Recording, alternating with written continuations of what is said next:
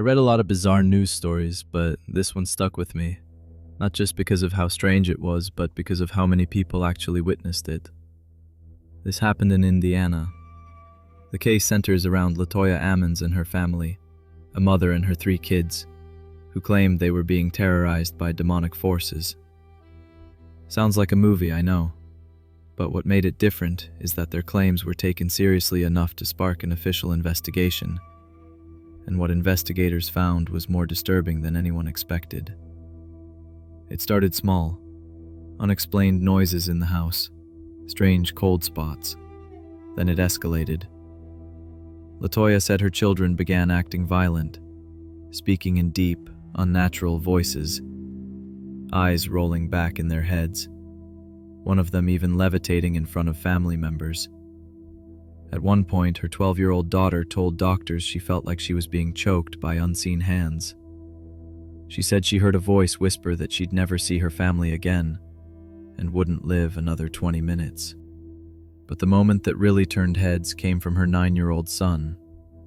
According to a report from the Department of Child Services, which was later corroborated by a nurse, this boy had what they called a weird grin on his face.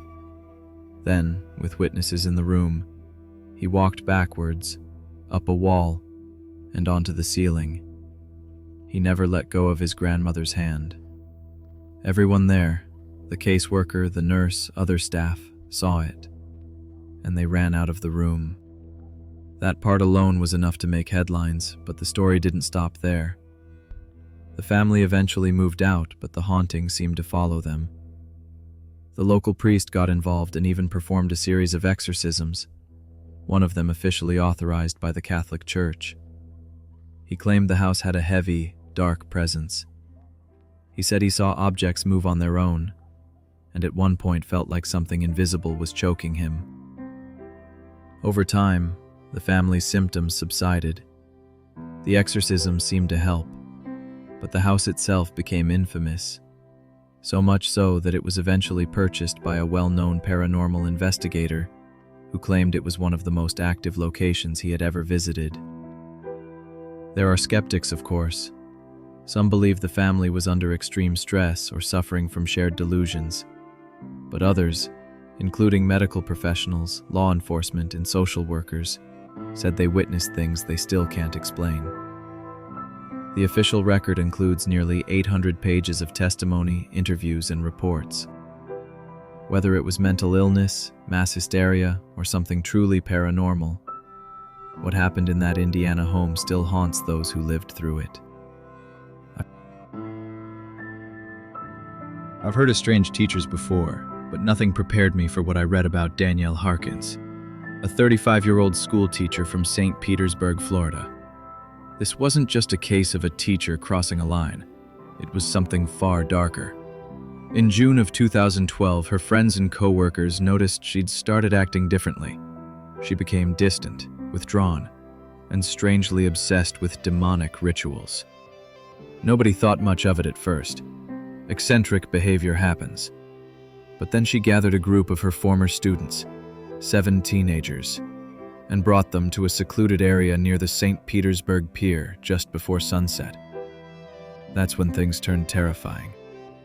She told them they needed to purge evil spirits from their bodies, that the only way to rid themselves of demons was to cut themselves, to bleed them out, and that afterward they had to burn the wounds to keep the spirits from returning. This wasn't some metaphor. She meant it literally. When one of the teens hesitated, she grabbed a lighter to ignite the wound herself.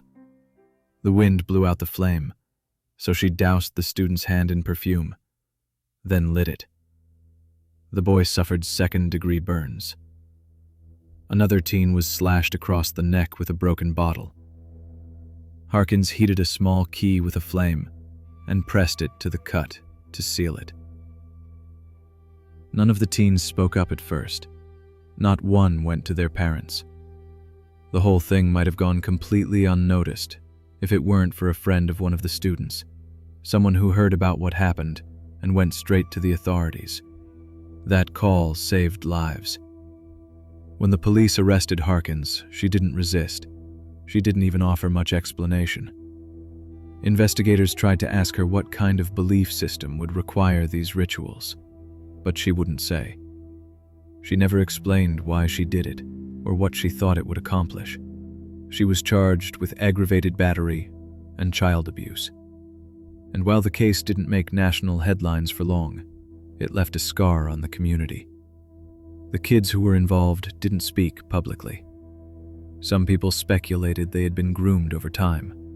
Others believed they were just too scared or embarrassed to come forward. What haunts me about this story isn't just what she did. It's how close it came to going unnoticed. If one person hadn't spoken up, who knows how far it would have gone. I've read a lot of tragic cases over the years, but this one lingers. It was September 2014 when a teenager walked into his Utah home and discovered a nightmare. His parents and 3 younger siblings, all dead. No sign of a struggle, no sign of a break-in. Just a notebook left on the table, open to a chillingly mundane to-do list. Feed the pets. Find someone to watch the house. It read like they were getting ready for a family vacation. But this was no getaway. Police initially called it a murder-suicide, but nothing about it made sense. No suicide note. No known history of mental illness. No one, not friends, not extended family, saw this coming. The youngest child who wasn't home that day, the only survivor, was left with no answers. For months, the case stayed cold. Just grief, confusion, and that awful question, why? Then, in early 2015, new details emerged. Not just tragic, disturbing. According to interviews with family members and evidence uncovered during the investigation, Christy and Benjamin Strack were obsessed with the idea that the end of the world was coming. They believed that evil had spread too far, and the only way to protect their children was to escape it. Not by hiding, not by running, but by death. Their preparations weren't frantic or chaotic. They were quiet, almost calculated. Investigators found that both parents had developed a deep fascination with apocalyptic prophecies and off-the-grid living. But that wasn't all. The most chilling detail was this. Christy Strack had been in contact with a man named Dan Lafferty, a convicted murderer who, in 1984, killed his sister-in-law and her infant daughter, claiming God had commanded him to do it. His story was so disturbing it became the basis for the true crime book, Under the Banner of Heaven. Christy had been writing him letters, visiting him in prison. Some believe she was inspired, or at least influenced, by his warped sense of religious destiny. Police found no sign of forced poisoning or outside involvement. The cause of death was a combination of drugs, a mixture of methadone, diphenhydramine, and other medications, likely administered to the children first and then taken by the parents. They left no farewell, no explanation, just that eerie checklist and a devastated family left behind. Even now, years later, the case raises more questions than it answers. What drives 2 loving parents to such a dark decision? How does belief become delusion? And how many others are out there, quietly preparing for an end they think only they understand?